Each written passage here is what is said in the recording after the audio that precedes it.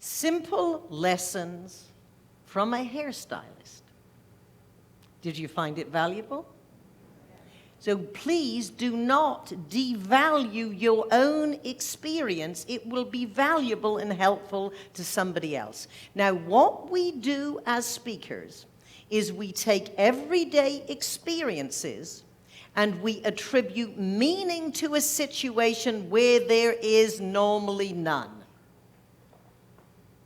What you are now going to see is a chunk of content, and it all starts with a comment, a story that was given to me from a young lady in my audience when I was speaking to GTE.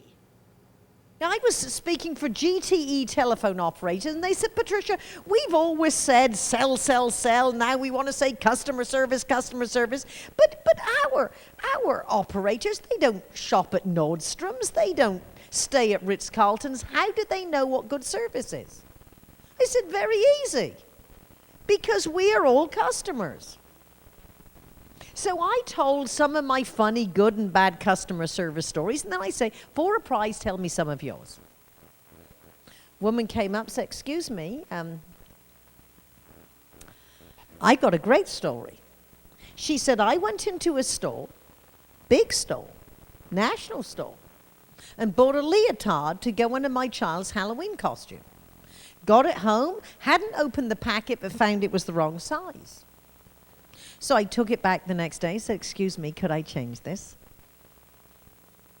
Guy looked at her and said, you don't even know what size your own kid is. Then she made another purchase, wrote a check, and made the mistake of putting the next day's date on it. He gets a pen, throws it across the counter, said, will you initial that? She went to the customer service department. She told them the story. Do you know what they said?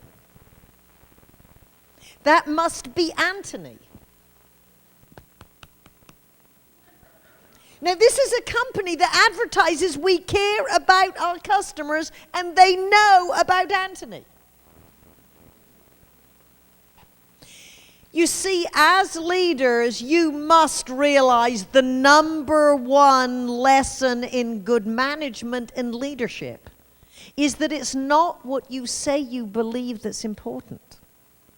It is what you model, encourage, reward, and let happen.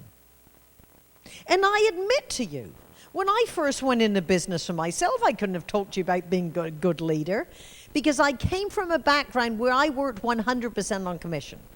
I'd outworked, out-earned, out-produced anyone who'd ever worked alongside me. And you know yourself, getting the results through other people is very different than doing it yourself. My staff had a nickname for me. HS. Hitler's sister. They said, there are only two good things about working for you, Saturdays and Sundays. So I thought, well, I got a 10-year lease and my life savings in this business, I better sign up for a management program. So 1975, I sat in the front row of my first management leadership seminar, and the speaker said something I've never forgotten. And I might suggest that 30 years later, it means as much or more now than it did then. He said, your business is as good as your worst employee. Now you see, they're everyday experiences. So this is what, can you see how we develop a chunk of content?